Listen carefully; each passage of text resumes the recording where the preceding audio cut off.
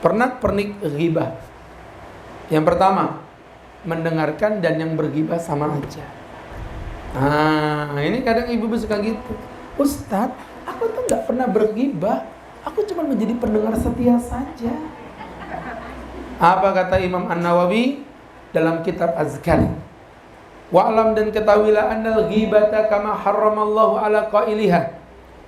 Ketahuilah bahwa ghibah sebagaimana Allah haramkan pada orang yang mengucapkannya, fa innahu qad harramallahu ala mustami'iha. Diharamkan juga bagi orang yang mendengarkannya, bahkan kepada orang yang menyetujuinya.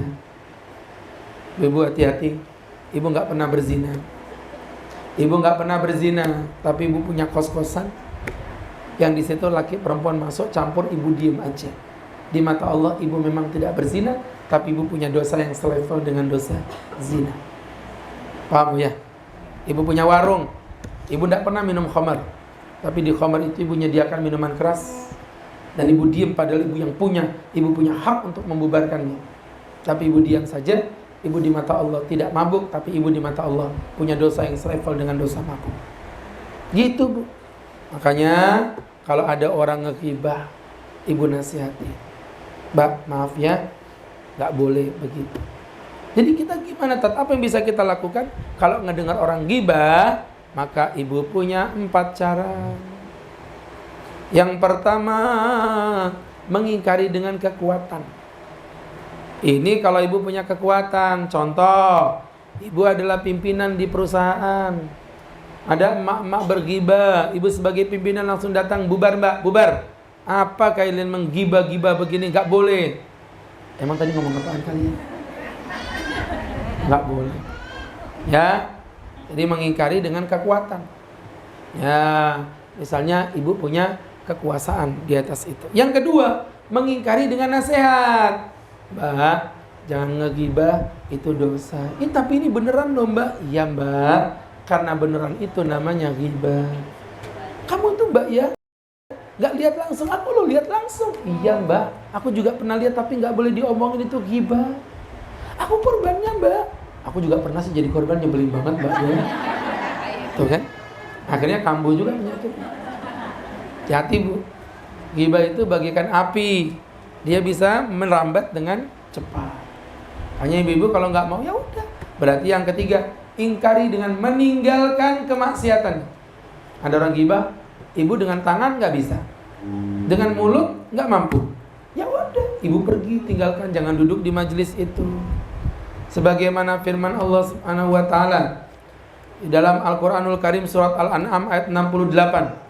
Allah berfirman, wa idza ra'aital ladzina yakhuduna fi ayatina, jika engkau menyaksikan ada orang-orang kafir yang menghina-hina ayat kami, fa'arid anhum, kamu jangan duduk bersama mereka, hatta yakhudu fi haditsin ghairi, sampai mereka mengalihkan pembicaraan.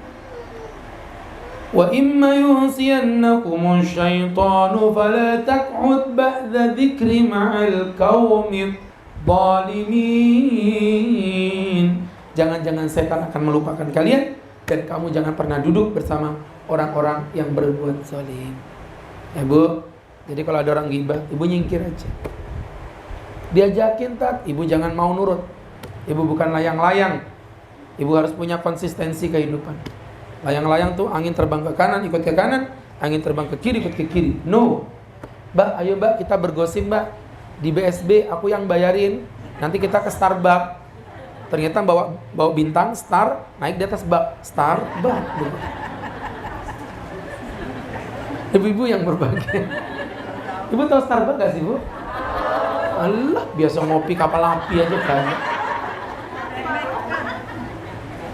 Jadi ibu-ibu yang dirahmati Allah, ayo Mbak, kita ngopi di Starbucks Mbak. Kopinya 150.000 Bu. Kopi 1 gelas itu bisa ibu buat beli 50 saset itu. Jadi ibu-ibu yang berbahagia, duduk di Starbucks, diajak ngopi, tahu dia mahal, aku yang raktir. Saking menjaga kekuatan firman Allah, dia berkata, maaf Mbak, gak bisa. Kamu kenapa? Suamiku belum masak mbak makanannya, aku yang masakin. Suamiku bajunya belum disetrika, aku yang nyetrikain. Suamiku belum tidur, aku yang tidurin sembarang. Aku yang nyuruh tidur. Astagfirullah. Mulai nakal ibu-ibunya. Jadi ibu-ibu yang dimuliakan Allah Subhanahu wa ta'ala. Ini jadi pelajaran untuk kita bersama. Duduk di tempat kemaksiatan itu maksiat. Nah kemarin saya ceramah begini. Jadi pertama tadi dengan apa bu? Dengan kekuatan. Kalau nggak bisa kekuatan dengan mulut. Nggak bisa mulut maka dengan hati, dengan cara menyingkir. Ada yang ngomong gini sama saya, Tat, Ustadz enak ya ngomong begitu, nggak suka keluar. Masalahnya Tat, yang gosip itu ibu kepala kantor saya. Kalau saya nanti keluar itu langsung ditandain Tat, suamiku bisa dimutasi Pak Ustadz. Iya bu, ada yang begitu tuh ada. Suamiku bisa dimutasi. Jadi like or dislike begitulah modelnya. Ya, akhirnya apa yang terjadi bu? Saya bilang kalau begitu kamu boleh duduk di tempat itu, tapi tidak dengan hatimu. Caranya dia bergosip, ya ibu main HP kayak. Iya, kayak orang pengajian, tapi dia main HP tuh hatinya nggak bersama dengan saya. Ya? Jadi ibu-ibu dibalik ini sekarang. Ini kan kebaikan. Main HP berarti jadi kejelekan gitu. Tapi kalau yang tadi kan enggak, kejelekan ibu main HP biar ibu dapat kebaikan. Ibu sambil buka Quran, baca zikir. Mbak, ada kabar terbaru mbak. Astagfirullah. Itu tetanggamu tuh ternyata pelakor. Rabbal baraya. Dia godain suamiku loh mbak. Astagfirullah. Udah capek aku. Minal kotor. Gitu bu. Ibu jangan mau kayak layang-layang. Terbang sini. Diajak gak enak. Apa gak enak? Kalau maksiat ibu disuruh telanjang mau. Memangnya gara-gara gak enak. Mana mau? Harus punya konsistensi diri. Paham bu ya? Nah, ghibah itu dosa besar. Baik. Kemudian berikutnya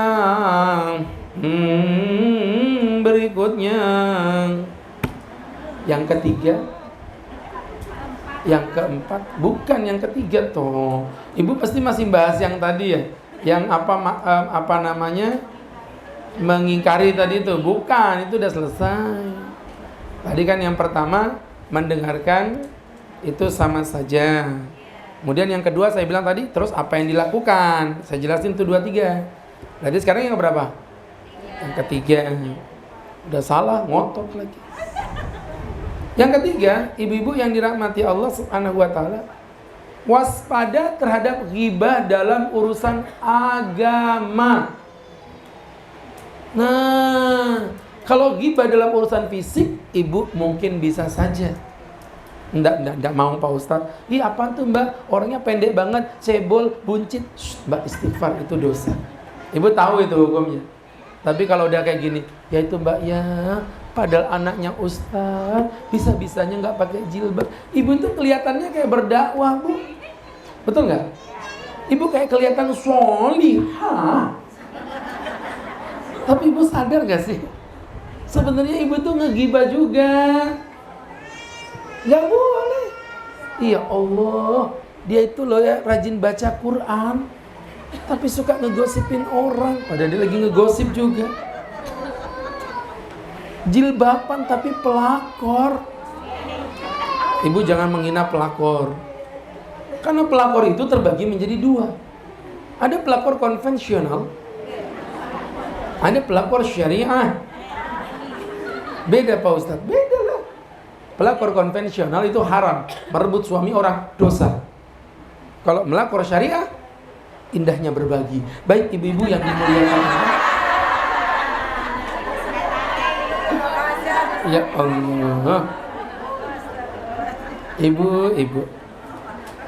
Ternyata ghibah dalam urusan agama. Ibu sering di pengajian tuh biasanya itu. Ya Allah mbak, gak nyangka aku ya. Masa-masa begitu bu ya.